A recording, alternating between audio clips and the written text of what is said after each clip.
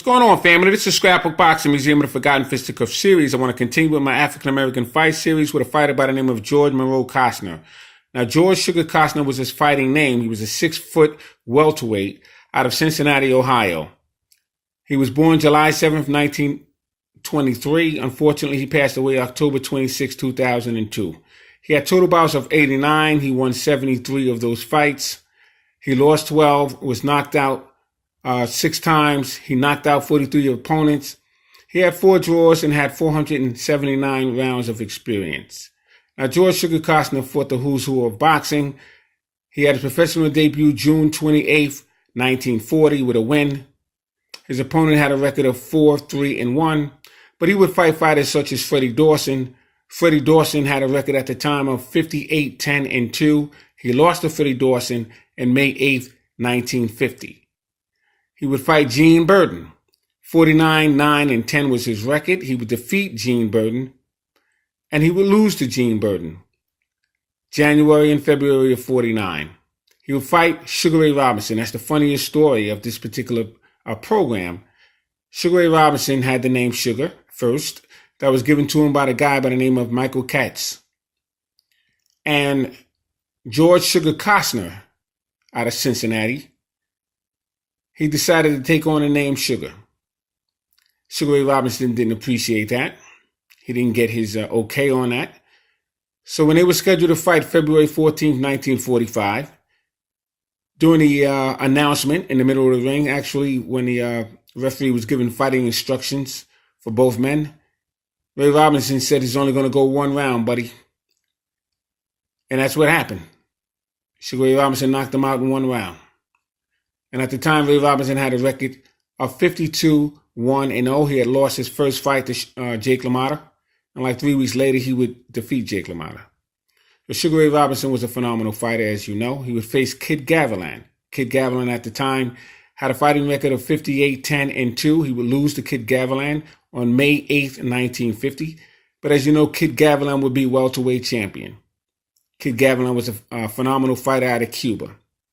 He would fight Gene Burden. Gene Burden was also a very good fighter with a record of 49-9-10. He would win 1 and lose 1 to Gene Burden. He would fight him January and February of 49. He would face Maxie Berger. Maxie Berger was a very good fighter. He was an Italian rugged fighter. I think I told you about him in another bio that I did.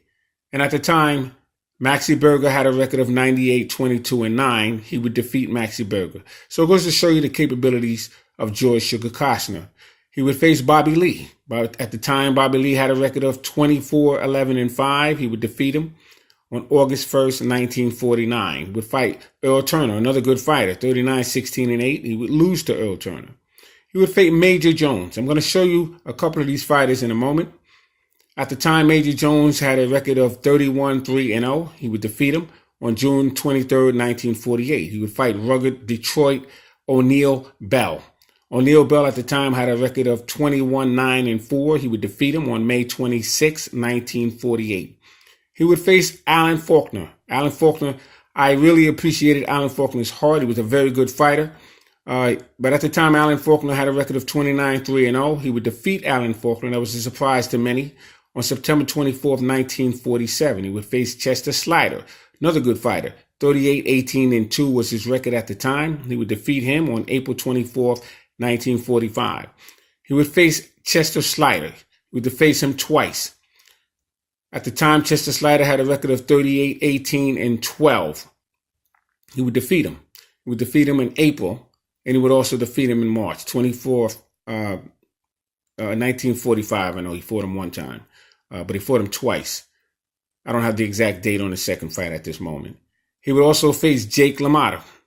At the time, Jake LaMotta had a record of 46-9-2. He would lose to Jake LaMotta on March 26, 1945.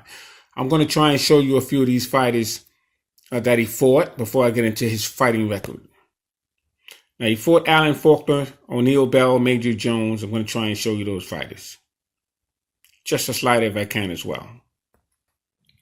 Now, here you have Major Jones. Major Jones was a George Sugar Costner opponent. He was out of Kansas City. At the time Major Jones fought George Sugar Costner, as I said before, he had a record of 31-3-0. They fought on June 23rd, 1948. And here you have Major Jones. I'm just trying to show you a few of the opponents that George Sugar Costner faced.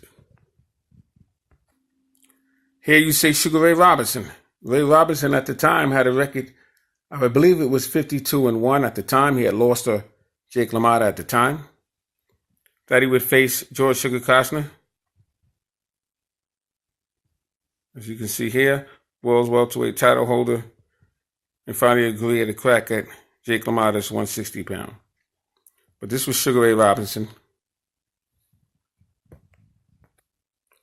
Here you have Freddie Dawson, another fantastic fighter.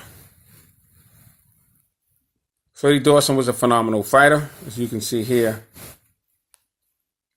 At the time he would face Freddie Dawson, I believe it was 70-7 with a draw, September 21st, 1949, if I'm correct.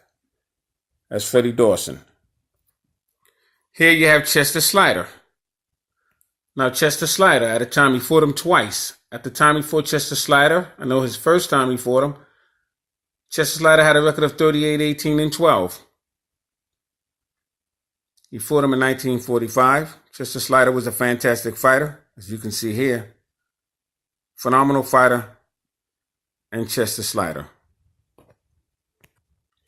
As you can see here, he would face Detroit's O'Neal Bell. Now, let me tell you something about O'Neal Bell. O'Neal Bell can crack. Now, I don't normally compare him to today's fighters, just to give you an idea of what type of fighter they were. But if you're looking at a comparison, I ran the Blade Barkley. That was Detroit's O'Neal Bell. He was a very, very hard puncher with two hands, very rugged, didn't care who he fought. A phenomenal, phenomenal fighter was O'Neal Bell from Detroit.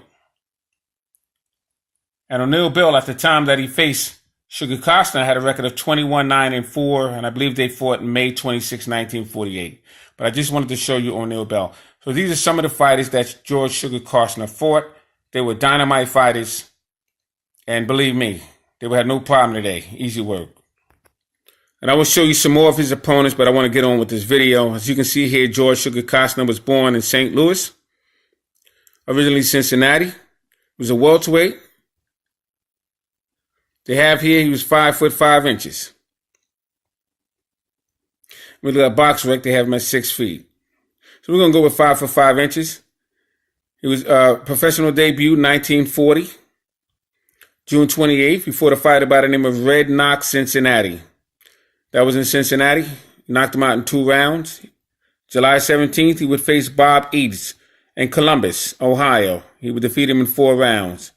July 26th, he would face Johnny Carter in Cincinnati, Ohio, and would defeat him in 4 rounds. September 6th, Billy Baker, Cincinnati, Ohio, defeat him in 4 rounds. September 20th, Charlie Baxter, Cincinnati, Ohio, and he would defeat him in 6 rounds. In 1941, he would face a fighter by the name of Cleveland Brown on March 5th. In Fort Worth, he would defeat him in 6 rounds. He would face Freddie Ray in Columbus, Ohio. He would knock him out in 2 rounds on March 18th, 1941. He would face Tommy Park in Louisville, Kentucky, defeat him in 6 rounds on March 31st of that same year, 41. Fast Black was a very good fighter. He fought him in New Orleans, lost him in 6 rounds.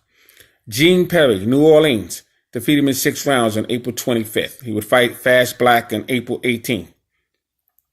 Charlie Morris was another good fighter. I have all these fighters' profiles. December 8th, 1941. He would defeat him, Louisville, Kentucky, defeat him in 6 rounds. 1942, he'd face Jimmy Saylor, Columbus, Ohio, knocking him out in 2 rounds on January 1st. He would fight Jimmy Grimm twice, St. Louis, and then in Louisville. He would lose him to him in 10 rounds and have a draw with him in 10 rounds, January 28th and March 2nd, 1942.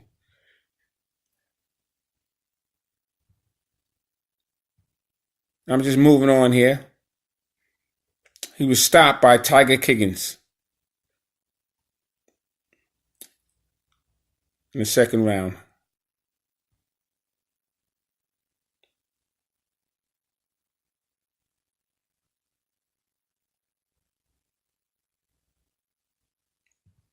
He was in the service in 1943.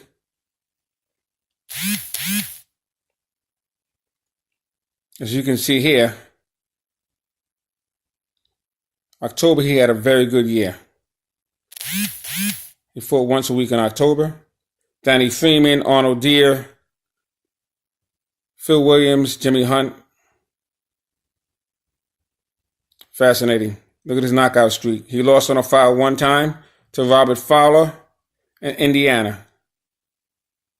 No, I'm sorry. I apologize. He lost on a foul in one round to Billy Parsons in Indiana. September 15th, 1944.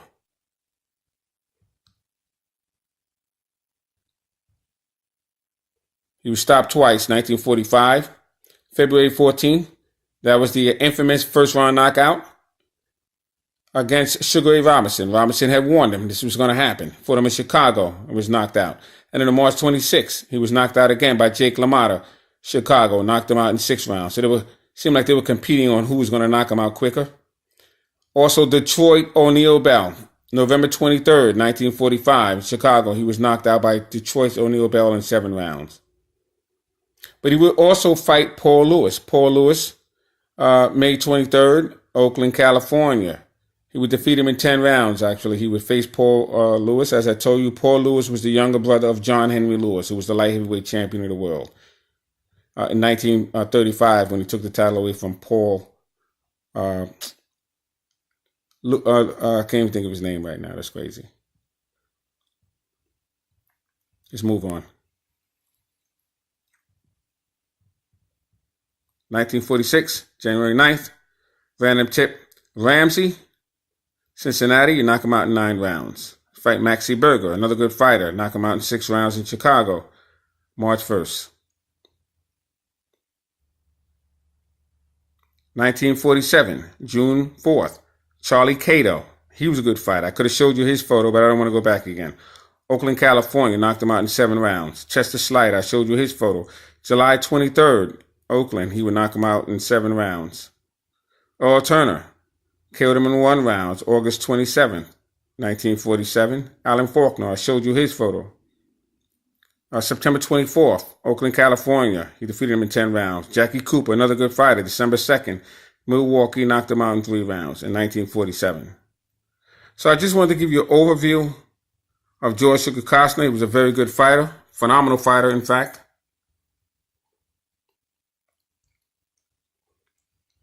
So this is Scrapbook Boxing Museum of Forgotten Fisticuffs series. We're going to continue this series. Thanks for listening.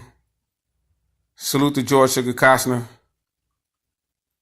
And this is Scrapbook Boxing Museum of the Forgotten Fisticuffs series. Salute to my subscribers. One love.